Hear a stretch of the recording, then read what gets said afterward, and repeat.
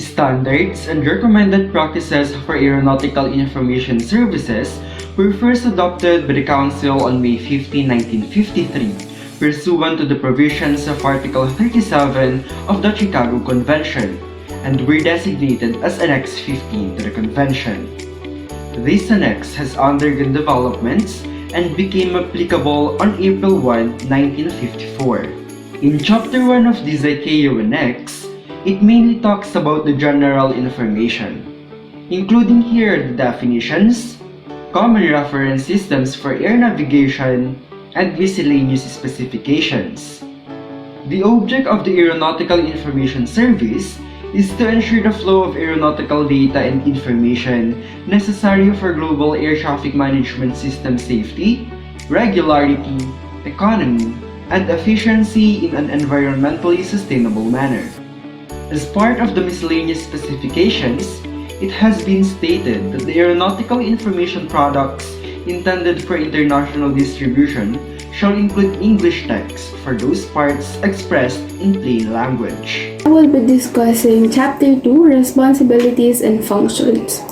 Each contracting state shall provide Aeronautical Information Service or AIS or agree with one or more than the contracting states for the provision of a joint service or delegate the authority for the provision of the service to a non-governmental agency provided that the standard and recommended practices of this annex are adequately met. Each contracting state shall ensure that provisions of aeronautical data and aeronautical information covers its own territory in those areas over the high seas for which it is responsible for the provision of air traffic services, are complete, timely, and of the required quality, and ensure that formal agreements are established between originators of aeronautical data and aeronautical information and the AIS in relation to the timely and complete provision of aeronautical data and information. We also have AIS and responsibilities and functions. An AIS shall ensure that aeronautical data and aeronautical information necessary for the safety, regularity, or efficiency of air navigations are made available in a form suitable for operational requirements of the air traffic management community. Chapter 3, Aeronautical Information Management. AIS's purpose is to assure the flow and information and/or data required for international air navigation safety, regularity, and efficiency. This information or data are to be provided to flight operations personnel and ATS units for flight information service and services for free flight information. For Chapter 4, we have the scope of aeronautical data and aeronautical information. This chapter discusses different data and information to be managed by the AIS, including the scope and the metadata.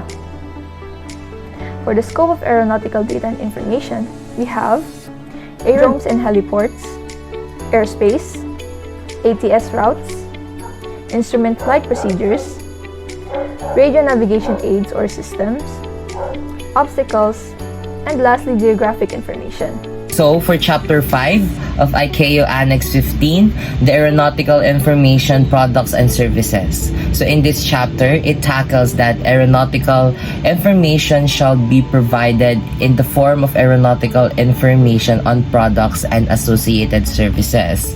Furthermore, when aeronautical data and aeronautical information are provided in multiple formats, processes shall be implemented to ensure data and information consistency between formats. So for Chapter 6 tackles about the aeronautical information updates. So for this part or for this chapter, it discusses for the general specifications of this, it discusses that aeronautical data and aeronautical information shall be kept up to date.